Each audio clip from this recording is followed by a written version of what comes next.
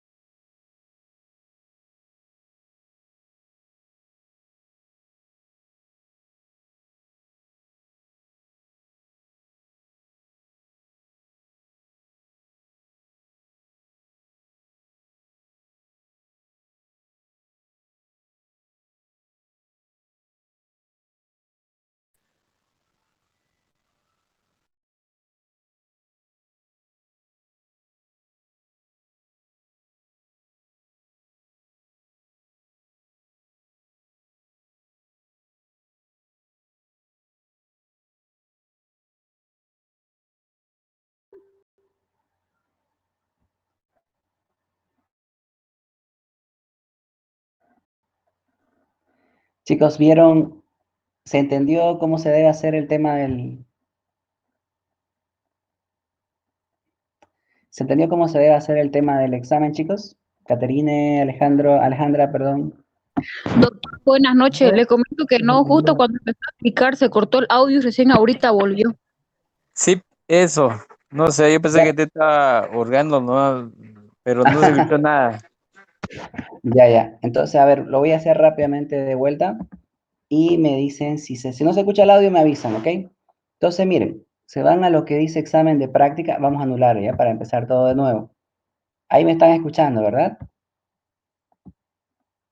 Sí, doctor. Bien, entonces ustedes tienen aquí esta opción que dice examen de práctica, le dan abrir y esto vamos a borrar porque ya lo entregué, ¿no? Le dan abrir el examen y ustedes le dan examen de práctica. Entonces al abrir el examen de práctica, ustedes le ponen su nombre, Pepita o Pepito o lo que sea, marcan las respuestas que les pide el examen y lo envían. Cuando les salga esto de examen de práctica, ustedes tienen que marcar y le dan control derecho copiar.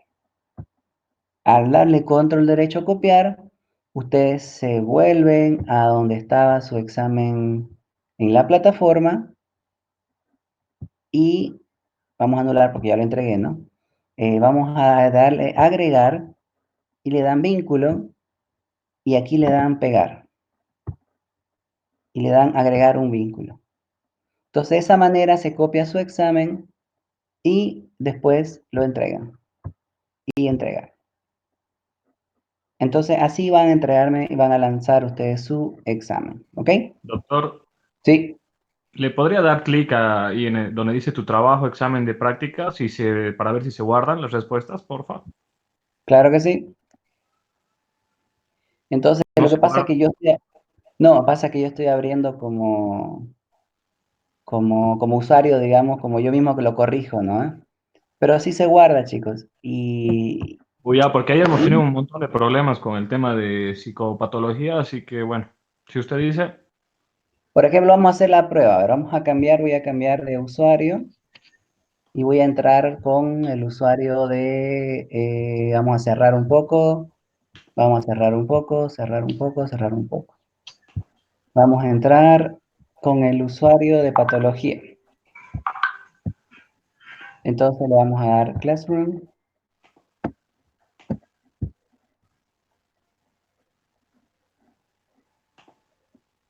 Patología especial. Trabajo en clases. Examen de práctica. 7 han presentado la tarea, me dice, porque yo lo he hecho varias veces. Varias personas ustedes ya lo hicieron. Vamos a ver, vamos a revisar, por ejemplo, el de Romina, que ya me salió acá.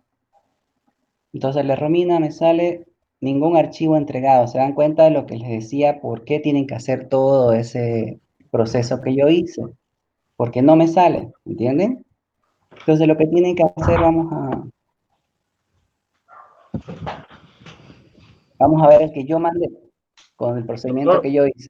Sí, tal cual acabo de hacer como usted explica y no me salen mis respuestas, por ejemplo, antes de enviarla. ahora,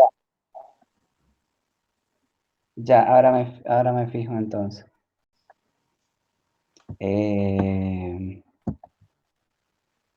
No, ¿dónde estás? ¿Dónde estás? ¿Dónde estás? Ya. Ahora hay una situación, ahorita les voy a mostrar lo que a mí me sale porque ustedes no tienen esa opción.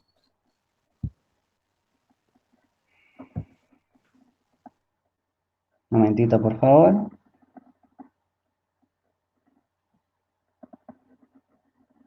Uy, aquí está el examen original. Ese, muéstralo. No. Ya me sacó Ese, captura igual. ese no se puede.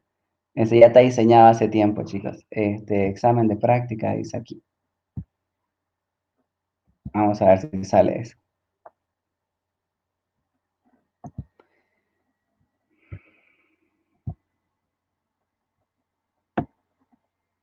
Entonces, miren, chicos, se están viendo que a mí me salen las respuestas. Entonces, fíjense, Romina, por ejemplo, me dice su nombre y me sale la respuesta que ya queda grabado. ¿Qué materia estamos llevando? Y el caso que ella sacó 10 puntos de 10 puntos. ¿Ven? Silvio Ávila también sacó 10 de 10. Edson Robert Meireles también. Entonces, fíjense, no tengan pena si a ustedes no les sale. Es un tema de filtro de seguridad para no pasarse sus respuestas. Creo, no sé por qué lo hace el Google, la verdad desconozco eso, pero a mí me salen las respuestas de ustedes grabadas. Y fíjense con su nombre, por eso les puse obligatorio el nombre, ¿ok? Entonces no tengan pena que yo puedo calificar eso sin ningún problema. Lo están viendo, ¿verdad? Entonces, mira, Roberto, por ejemplo, sí, sacó 10 también. Todos sacaron 10, perfecto. Entonces, todo tranquilo, todo muy bien. Bien. Entonces, si se dan cuenta, hagan como yo les dije, el procedimiento, envíenlo y a mí me va a llegar sus respuestas con sus nombres, no tengan ninguna pena. ¿Ya? Bien. ¿Alguna duda, chicos? ¿Alguna pregunta?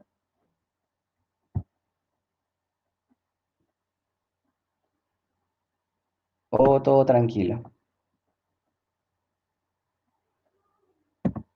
Chicos.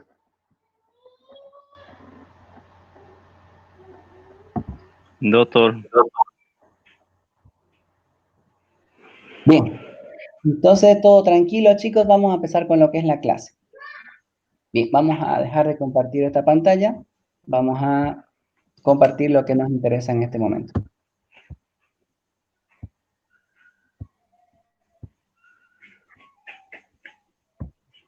Bien, entonces ustedes ya están viendo lo que es el tema del libro, que es neoplasias histiocíticas, ¿ok? Bien, chicos, este es el último punto de nuestro avance. Entonces vamos a hacerlo de la mejor manera. Neoplasias histiocíticas. Entonces vamos a empezar con la histiocitosis de células de Langerhans. Esta es una histiocitosis que se caracteriza por un desarrollo proliferativo de células dendríticas o macrófagos. Y este desarrollo va a expresar estos antígenos que van a ser encontrados, los de clase 2 de CPAH, los de CD1 de activado y de Langerina. El tema es que estos de Langerina van a dejar unos gránulos que se conocen como gránulos de Birbeck. Entonces, cuando ustedes, bueno, generalmente este tipo de diagnósticos son reportes de anatomía patológica, entonces ustedes ya llegan el reporte que es histocitosis, pero si no llega el nombre de la enfermedad y ustedes encuentran gránulos de Birbeck, casi tengan por seguro que están hablando de esta enfermedad. Ahora, la histocitosis puede manifestarse como de tipo multisistémica o de tipo unisistémica. Vamos a hablar de cada una de ellas. Cuando hablamos de multisistémica, bueno, también se le conoce como la enfermedad de Letter-Swebe. Esta es una enfermedad generalmente en niños pequeños, o sea, menores de 2 años, lesiones multifocales, aparecen unas erupciones cutáneas seborreicas y además que se presenta hepatoesplenomegalia junto con las linfoadenopatías y lesiones de tipo pulmonar, lesiones óseas destructivas. Entonces, fíjense que es bien amplio, por eso se llama multisistémica. No solamente abarca algo específico, sino que abarca varios sistemas. Les repito, lesiones de tipo cutáneo, un tipo de sistema, hepatoesplenomegalia, linfoadenopatías pulmonares o lesiones óseas destructivas. Lo que es la pancitopenia, también causa la pancitopenia y al haber pancitopenia, como van a bajar los valores, esto predispone a infecciones, ¿ok? Entonces, al predisponer a las infecciones, tenemos las más comunes, lo que es la otitis media y la mastoiditis, que se pueden sobreinfectar adelante de este tipo de enfermedades, ¿ok? El pronóstico sin tratamiento es rápidamente mortal, pero si ustedes le hacen tratamiento, tiene una supervivencia a los 5 años con una quimioterapia intensiva del 50%. ¿Ya? Bien. Ahora, cuando hablamos de la unisistémica, estamos hablando de lo que son vamos a enfocarnos en un solo sistema, generalmente. Entonces vamos a ver un granuloma eosinófilo. Puede tener, si bien dice un solo sistema unisistémica, pero puede tener un foco o varios focos, pero dentro del mismo tipo de sistema. Entonces, tiene una acumulación expansiva y erosiva, entonces puede agarrar varios tipos de órganos, pero siempre surgiendo en un solo tipo de sistema cuando agarra. Si agarro de los huesos, solamente en la parte de los huesos, puede ser uno o varios focos, pero solamente en el tema de los huesos, y así en los demás órganos. Entonces, cuando hablamos de unifocal, fíjense todo lo que puede presentar. Sistema óseo, el que más se afecta generalmente, hay un dolor, sensibilidad o fracturas patológicas. Siempre que ustedes se encuentren con un dolor óseo en personas, principalmente pequeños, no lo subestimen. Peor si te dice la mamá que estaba jugando y se sentó y se fracturó algo. Entonces, ahí hay que sospechar de que puede ser algo más. Ahora, el tratamiento puede haber una curación, lo que es espontánea, o puede haber una resección local. Como son unifocales, este tipo de problemas, ustedes con un cirujano oncólogo pueden encontrarlo, delimitarlo y lo pueden sacar el problema. Y si hablamos de múltiples, o sea, el mismo sistema, pero es multifocal, vemos múltiples masas erosivas. Estas afectan al hipotálamo causando la diabetes insípida y igual se puede curar de manera espontánea o necesitar quimioterapia. Como son multifocales, no se puede hacer resección local. No se puede hacer ese tipo de procedimiento porque son muchos focos. En cambio, solo se hace esto cuando es unifocal. Bueno, vemos estos tres que dice defectos en la bóveda craneal, diabetes insípida y exoftalmo. Esa es una triada que se conoce con el nombre de triada de Hahn-Schuller-Christian. Entonces, la triada de Hahn-Schuller-Christian es una triada que se caracteriza por estas tres situaciones. Entonces,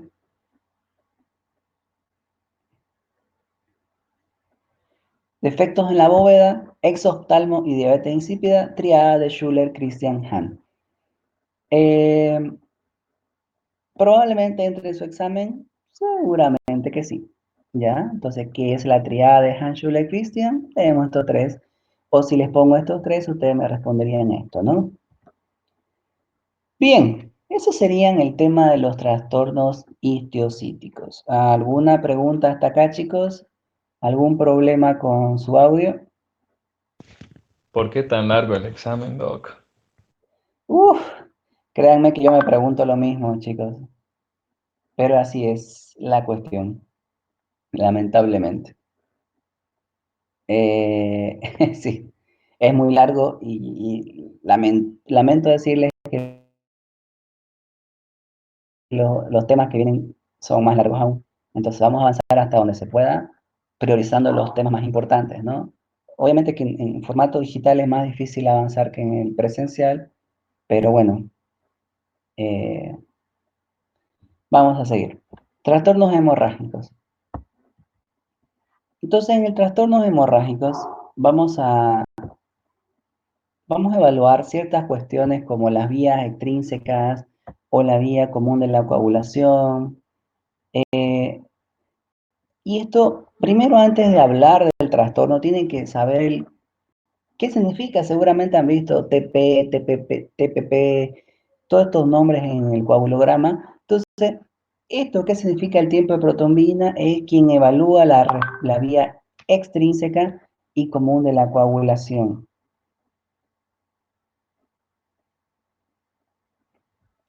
Se necesita, bueno, mide lo que es el tiempo que necesita el plasma para coagular después de añadir tromboplastina tisular e iones de calcio positivo. Esto es lo que hacen ellos para que ponen a la sangre estos dos tipos de compuestos y ven el tiempo que necesita el plasma para coagular.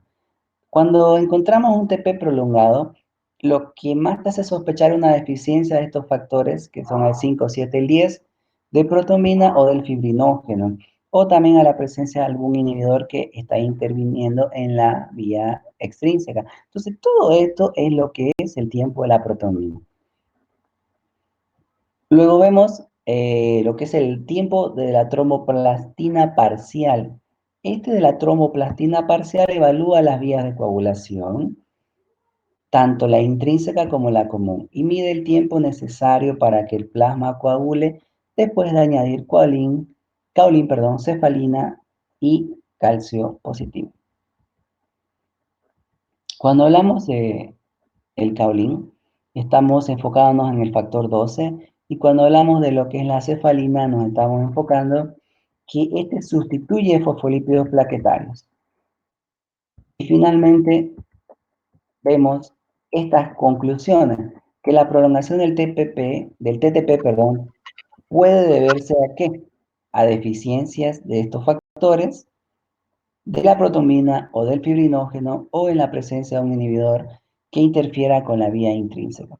Entonces, fíjense que lo que más nos importa es la prolongación. En los dos tipos de factores, la prolongación es lo más importante desde el punto de vista patológico.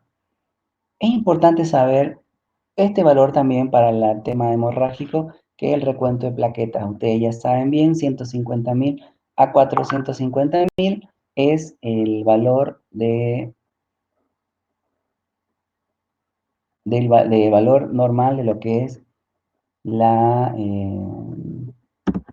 las plaquetas. Pero chicos, es que pasa que están escribiendo en el WhatsApp, creo que algunos no pueden entrar. No sé la verdad cuál será el problema. Igual si es que se les hace muy difícil a los demás, ni modo, tendremos que volver al Skype, ¿no?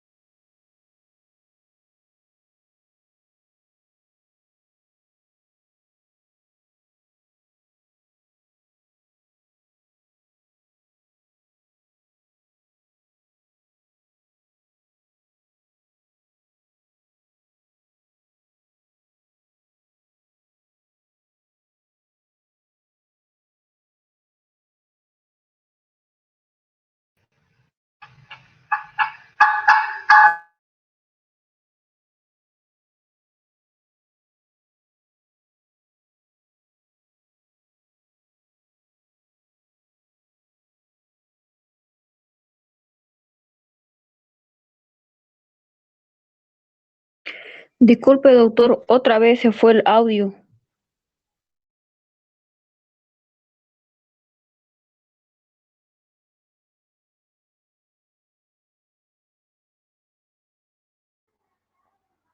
Ahora sí, chicos.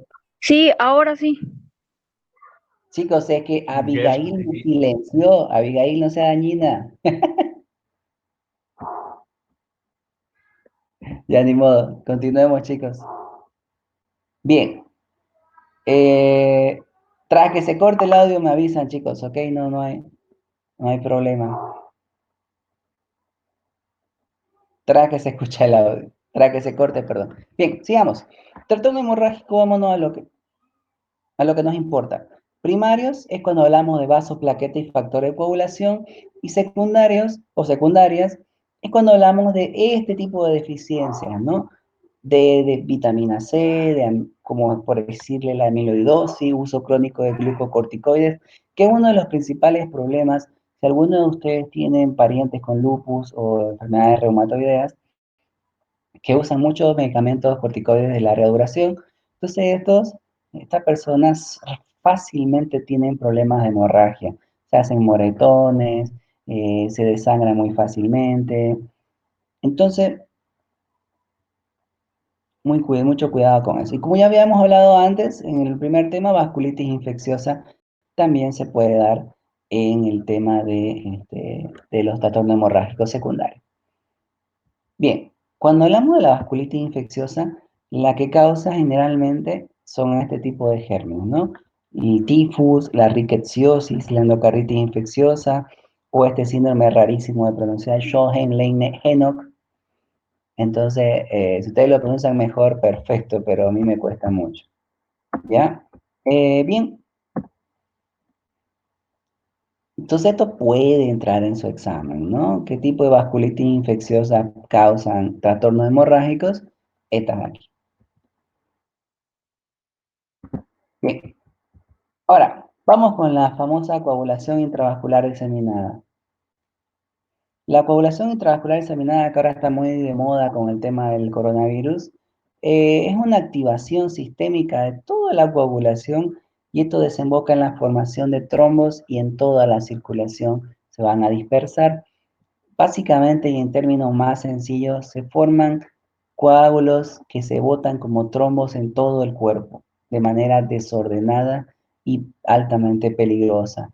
Se van a consumir las plaquetas y los factores de coagulación y esto va a activar lo que es la fibrinolisis y con todas las consecuencias, ¿no? ¿Cuáles son la clínica? Hipoxia, microinfartos y activación patológica de fibrinolisis y depresión de los elementos de hemostasia. Entonces, esto de lo último que acabo de mencionar,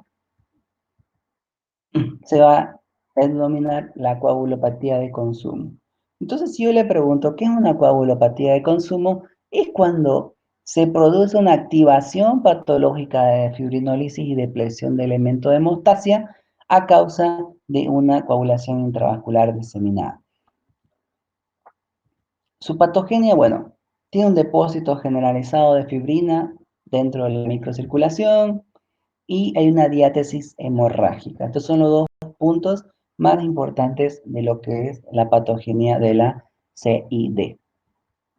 Esto va a ocasionar una anemia microangiopática y la diátesis hemorrágica va a causar una insuficiencia hemostática.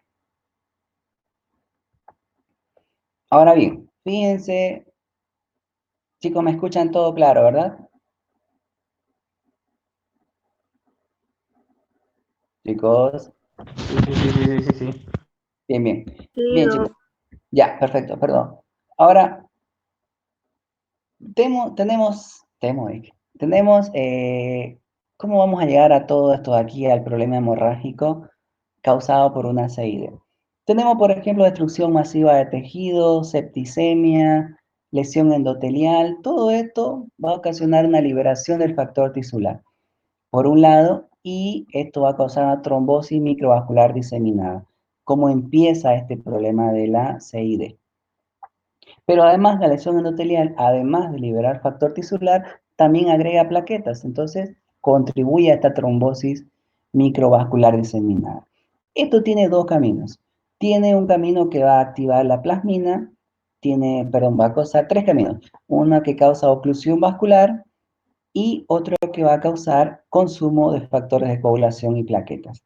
Entonces lo que les decía yo de la anemia microangiopática es aquí, ocasionado por una oclusión vascular.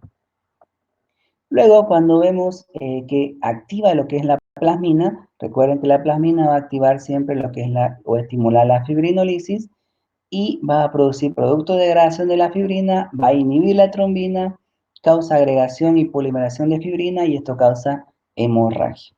Entonces, no se olviden que la fibrina va a inhibir siempre lo que es la trombina y la trombina era la quien se encargaba de taponar los coágulos hemorrágicos, la hemorragia. Entonces, si no hay trombina, va a causarse la hemorragia. Por un lado eso pasa aquí, pero por otro lado ocurre una proteólisis de factores de coagulación que también va a causar una hemorragia.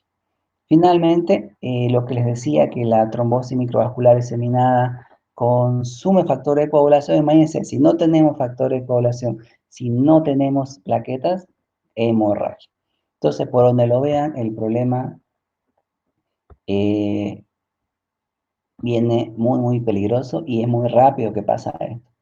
Se está asociando, ¿no?, al tema del COVID esto. Ojalá que se esclarezca y no quede solo en teoría, ¿no? Bien, ¿qué puede causarnos, chicos, una CID? Complicaciones obstétricas. Por ejemplo, un desprendimiento de placenta, un feto muerto retenido, aborto séptico, embolia, toxemia, infecciones de tipo septicemia, meningococcemia, fiebre en las montañas rocosas, por suerte, que ya no hay, prácticamente no hay de eso, histoplasmosis, paludismo, tipos de cáncer, lesiones tisulares masivas como quemaduras, otros como la hemólisis intravascular, por la picadura de serpiente. Por eso es que es importante, chicos, y yo no sabía, yo no entendía y me había olvidado de esto, pero lo vi en la práctica con un pediatra, que fue lo primero que él pidió, fue el coagulograma. Cuando un niño vino con una picadura, mordedura de serpiente. Entonces, en el coagulograma, evidentemente salió alteradísimo los factores de coagulación, entonces él sospechó de una coagulación intravascular diseminada, problema hemorrágico y obviamente hay que actuar acá, ¿no? Entonces, picadura de serpiente puede causar este tipo de problemas, hemangioma, shock, golpe de calor, eso es mucho cuidado con estos golpes de calor, los cambios de temperatura muy brusca, enfermedad hepática y bueno, hay un montón de causas. Su morfología básicamente afecta a arteriolas y capilares de riñones, suprarrenales y cerebro, además el corazón, pero no es que tenga un órgano específico, ¿ok? Sino que se asocia con esto de acá. Hay pequeños infartos, puede causar lo que es el síndrome de Waterhouse-Friderichsen, además que necrosis hipofisaria postparto de Sheehan o eclampsia incluso. Uso clínico, que es lo que siempre nos va a importar, agudo y crónico. Cuando hablamos de agudo, se asocia a problemas como una diátesis hemorrágica y ejemplo más común es la eclampsia. Y el crónico tenemos la trombosis y son tipos de cáncer.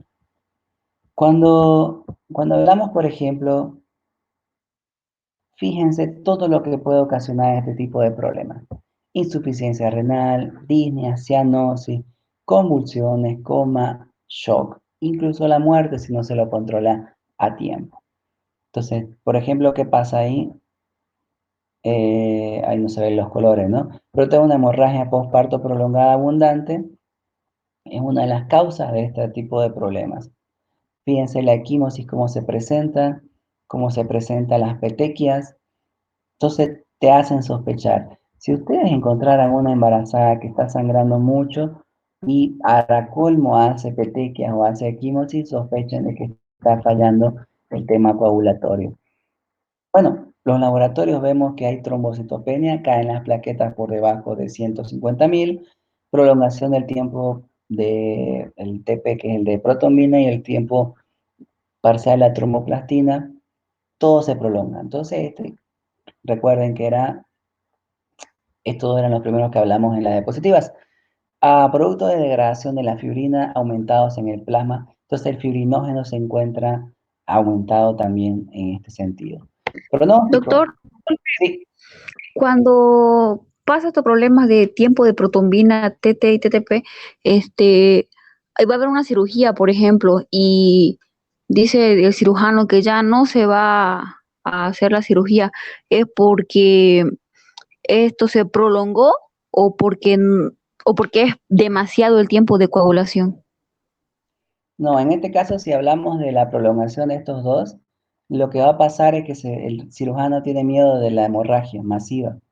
Entonces, no se olvide que ellos cortan y al cortar, si ustedes cortan un vaso pequeño, lo pueden ligar o lo pueden quemar, decirlo así, y no hay problema. Eso en todas las personas. Pero una persona con prolongación de estos dos tiempos, se les va a complicar en la cirugía y es riesgo que muera por un shock hipovolémico, por desangramiento. Entonces no se podría hacer eso. Y para colmo, la hemorragia intensa estimula los factores de alerta y de coagulación, digamos, exagerada. Entonces también puede tener una coagulación, un microtrombo y una parada cardíaca. Entonces, por eso es que ellos son tan cuidadosos con estos dos. No le importa otros valores más que el tema del coagulograma, básicamente los cirujanos, ¿no? Ellos operan con infecciones, operan con problemas Ellos, renales. ellos no Sí, van a operar porque tienen miedo a la prolongación de estos tiempos, doctor. sí, exactamente. Porque eso le puede significar que la persona puede tener hemorragia dentro de la cirugía y se puede morir. Entonces, por eso el respeto que se le tiene a estos dos. Incluso Incluso para lo que es otro tipo de procedimientos más sencillos como la histeroscopía, que es una endoscopía del útero, se pide estos dos valores y si está elevado, está prolongado, el ginecólogo no hace el procedimiento, porque puede haber un sangrado pequeño, pero peligroso y, como le digo, empieza a sangrar y no se olviden, solo tenemos 5 litros. No es mucho el sangrado que puede ocasionar la muerte de una persona. Son básicamente 2 botellas de Coca-Cola de sangre que tenemos, entonces se pierde como si nada. Abran ustedes una botella y échenla boca abajo y van a ver cómo se acaba de rápido el líquido. Lo mismo pasa en la sangre, ¿no? En el cuerpo. Entonces, por eso el respeto que se le da a estas dos. Bien. El pronóstico, si es agudo, si es crónico, cambia, ¿no? El agudo generalmente es mortal porque digamos, de sorpresa, tenés que estar en una emergencia, con todos los debidos inconvenientes que eso genera, ¿no? Entonces hay que usar anticoagulantes, heparina, plasma fresco, congelado, tiene que ser todo muy rápido. Y cuando es crónico, bueno, se identifica a veces de forma inesperada, como lo que decía Catherine, que van a hacerse una cirugía, se hacen los prequirúrgicos y ¡pam! Se encuentran donde tenemos un TP prolongado.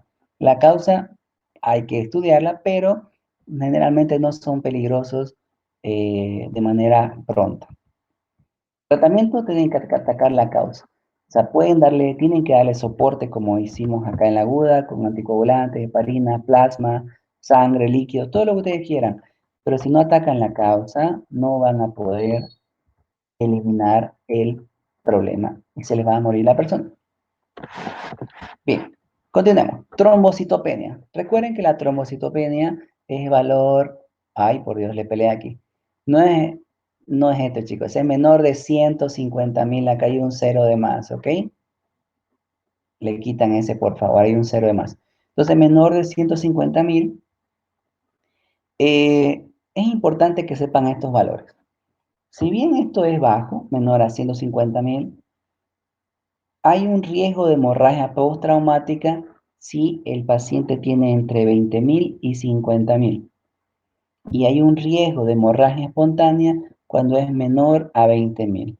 Entonces, no es lo mismo que una persona con dengue esté en 50.000 a que esté en 15.000. ¿Entienden? A esta persona usted lo interna, lo deja quieto, que no esté dañineándose, que no se caiga, que no haga nada, que ni se lave los dientes y no va a sangrar. En cambio, aquí puede sangrar estando echado. Por eso que se internan los pacientes con bajos niveles de plaquetas en el dengue.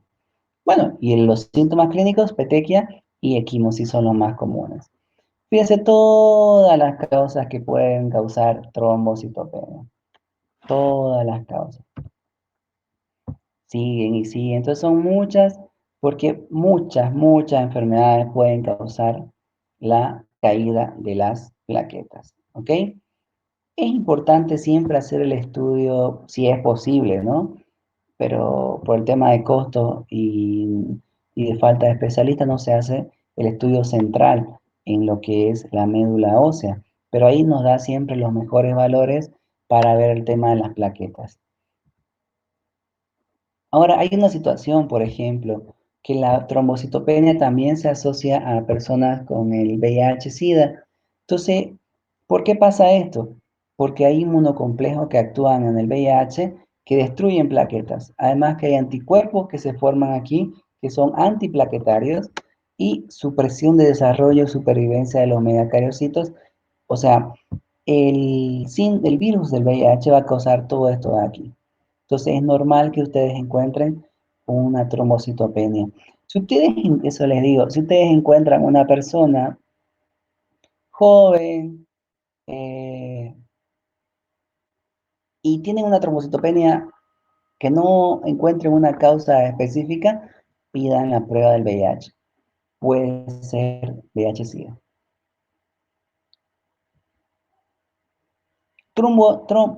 Púrpura trombocítica inmunitaria.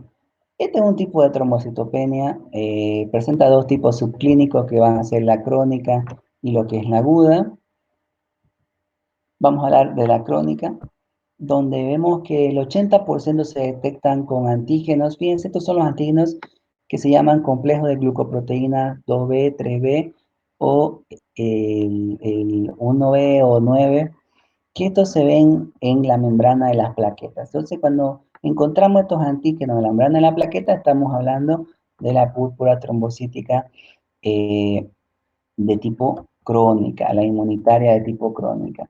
Entonces, ¿qué es lo que pasa? El vaso, ustedes saben que es el encargado de eliminar las células de la sangre que están alteradas, entonces está matando excesivamente las plaquetas que presentan este anticuerpo IgG. Entonces, cuando tienen este anticuerpo IgG en la membranita de las plaquetas, el vaso entiende que debe ser eliminada esas plaquetas. Entonces, al eliminar tantas plaquetas, caen los valores. Que es una buena solución quitar el vaso para evitar que estas plaquetas, que no necesariamente son malas, sino que están alteradas con el tema de la inmunidad, lo quitamos el vaso y se evitan los problemas con las plaquetas. Generalmente 2/3 causan remisión, la esplenectomía. Bueno, cuando examinamos en una púrpura de tipo crónica inmunitaria, vamos a encontrar que los megacariocitos están elevados. Entonces, ustedes saben que los megacariocitos son precursores de las plaquetas. Entonces, encontramos megacariocitos elevados. Sintomatológicamente presentan petequias, hematomas, epistaxis, encías hemorrágicas, todo lo que sea sangrado, si se dan cuenta, y hemorragias posterior a traumatismos leves. Entonces esta persona, por ejemplo, tiene un golpecito y sangra mucho. Entonces no es normal. Eso significa hemorragia posterior a traumatismos leves. Bien, trombocitopenia inducida por la heparina. Fíjense, este es un medicamento que se utiliza para evitar más bien el tipo de anticoagulación, pero puede causar caída en las plaquetas. 3 a 5% de estas personas desarrollan un cuadro moderado o grave después de 1 a 2 semanas de tratamiento con heparina no fraccionada. Aparecen estos tipos de anticuerpos IgG que se unen a los factores plaquetarios, se puede producir una trombosis y el riesgo se reduce si utilizan heparina de bajo peso molecular. Entonces, cuando ustedes ven el uso de una heparina, generalmente es mejor usarla de bajo peso molecular porque no tiene tanto riesgo de trombocitopenia ni de generar trombosis. Cuando usamos una heparina no fraccionada, tiene que haber controles de coagulograma periódicamente y estrictos. Y la persona tiene que ser muy ordenada. Si no, denle la heparina de bajo peso molecular y se evitan este problema con la gente que no hace caso. Microangiopatías trombocíticas. Bueno, aquí tenemos lo que es la púrpura trombótica trombocitopénica, el síndrome hemolítico urémico, son las dos principales entidades de este tipo de microangiopatías. Todos los síntomas de la púrpura trombótica trombocitopénica que causa fiebre, es una de las primeras que va a causar fiebre cuando hablamos de una púrpura. Entonces, si ustedes encuentran caída brusca de los valores de las plaquetas, más fiebre y descartan que sea dengue, pueden ustedes sospechar de una púrpura trombótica trombocitopénica. Tiene que haber una anemia hemolítica, microangiopatía, defectos neurológicos. Aquí puede haber coma, pero puede haber dolor de cabeza primero, mareos, convulsiones, insuficiencia renal, finalmente. Y el síndrome hemolítico urémico, bueno, va a causar estas tres situaciones: anemia hemolítica, microangiopatía y trombocitopenia. Ahora, vamos a ver que ambos van a caracterizarse por la formación diseminada de trombos ricos en plaquetas en la microcirculación. Entonces, ¿cuál es la característica común de las dos? Que causan formación de trombos ricos en plaquetas en la microcirculación. Entonces, eso es muy importante para ustedes en el tema de la patología. ¿Cuál es la patología de las dos? Formación diseminada de trombos ricos en plaquetas en la microcirculación. Entonces, cuando hablamos, seguimos con lo que es la patogenia, cuando hablamos de la púrpura trombocítica, vamos a ver que carece de metaloproteinasa ADM13, que esto es un valor para diferenciarla de otras, ¿no? De otro tipo de enfermedades. Y puede ser hereditario o puede ser adquirido. No tengan pena que no les voy a preguntar eso, chicos. Ahora, sospecha diagnóstica, esto sí me interesa. ¿Cuándo sospechamos? Cuando hay una trombocitopenia no explicada, cuando vemos anemia hemolítica microangiopática y cuando encontramos los valores de coagulograma normal. Entonces, sospechamos de este tipo de púrpura cuando tenemos estas tres situaciones. Entonces tenemos que investigarla a fondo o si no, derivarla con el especialista, pero tenemos que actuar bien porque mira el tratamiento lo difícil que es. Plasmaféresis. Entonces no podemos hacerlo nosotros como médico general, tenemos que mandar con el especialista, el hematólogo, y si ustedes le mandan a una persona con este diagnóstico para que le haga el tratamiento, cumplieron perfectamente su función. Cuando hablamos del síndrome hemolítico urémico, aquí lo que se activan, esto es muy importante, porque se activa por una cepa de una E. coli, esta bacteria que, Escherichia coli, que generalmente causa diarreíta, ¿no ve? Pero esta cepa, la 157 H7, es una cepa que puede causar diarreas y no solamente eso, sino puede ocasionar este síndrome hemolítico. ¿Por qué? Porque daña la célula endotelial causando activación y agregación plaquetaria y todo el proceso de patogenia por ese problema, por daño endotelial. Entonces, esta cepa yo se los voy a preguntar, la 157H7 de la E. coli, la que causa el síndrome hemolítico urémico, la que activa este síndrome causando lesión endotelial y activación y agregación plaquetaria. Cuando sospechamos, lo que más nos importa es esto, sospecha diagnóstica. Cuando vemos una diarrea sanguinolenta, siempre pregunte, ¿tiene sangre o no tiene sangre su caquita, señora? Si no tiene sangre, perfecto. Si tiene sangre, preocúpense, puede ser esto. Insuficiencia renal aguda, anemia microangiopática y resultados de TTP normal. Recuerden, en las dos tipos de púrpuras no puede haber, o dos tipos de síndromes clínicos pasados, perdón, no puede haber alteración de los resultados del TP y el TTP. Tratamiento igual, tienen que derivarlo. ¿Para qué? Para que el especialista le haga plasmaféresis y soporte. No lo podemos hacer nosotros a menos que seamos hematólogos, ¿ok? Bueno. Uy. Perdón. El tema de los trastornos de la coagulación, ya nos falta mucho, chicos, tranquilos. Tenemos lo que son las congénitas y las adquiridas. Cuando hablamos de lo que son... Perdón, no sé qué le pasa a mi teclado.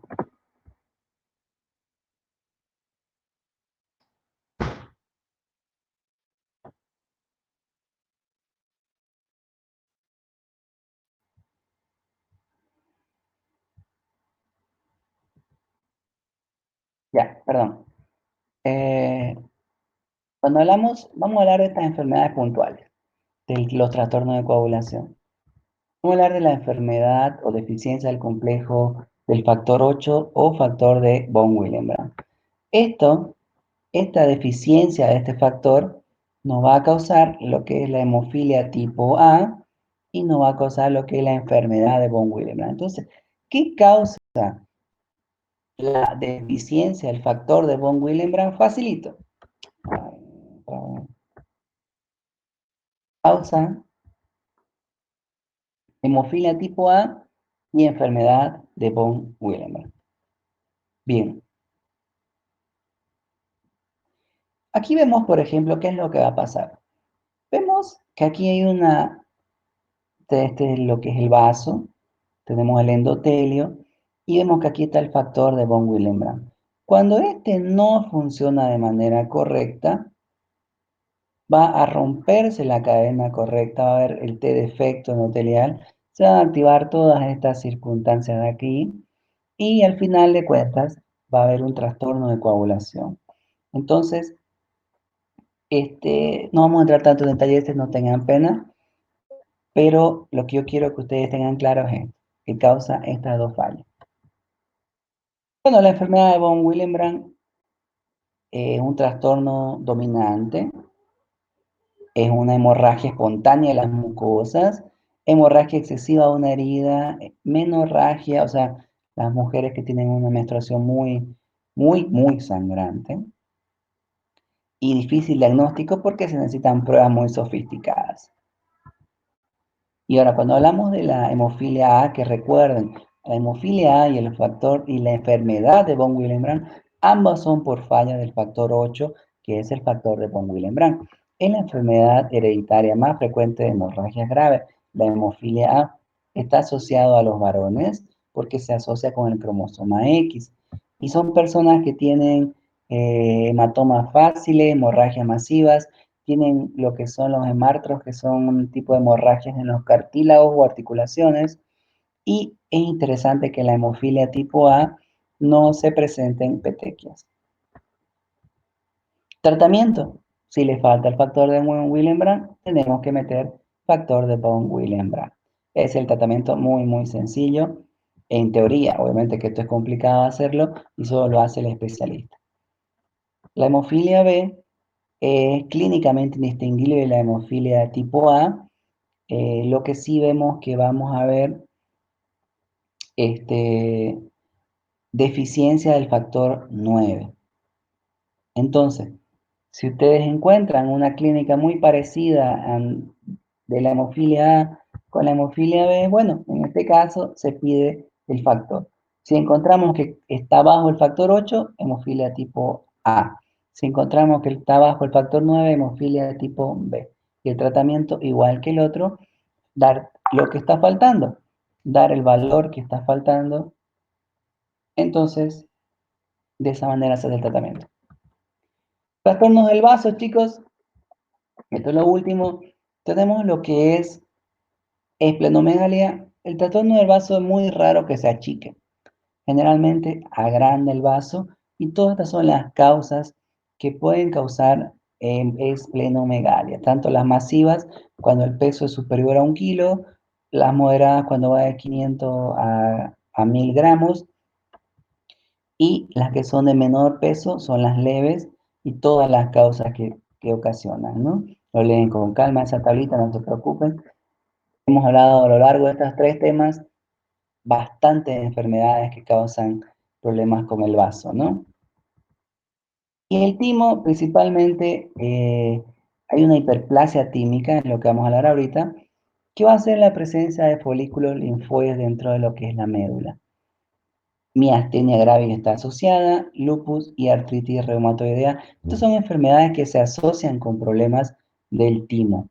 Entonces, el que nos preocupa es el timoma, que es un tumor de células epiteliales del timo que puede ser benigno como puede ser maligno. Ahora, si es, por ejemplo, de tipo 1, citológicamente es benigno.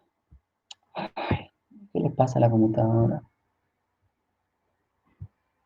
Sí, citológico. Perdón, chicos.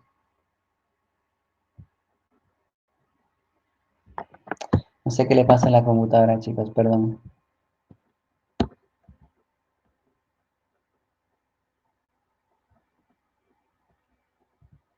Pero si citológicamente es benigno, es cuando hablamos del tipo 1.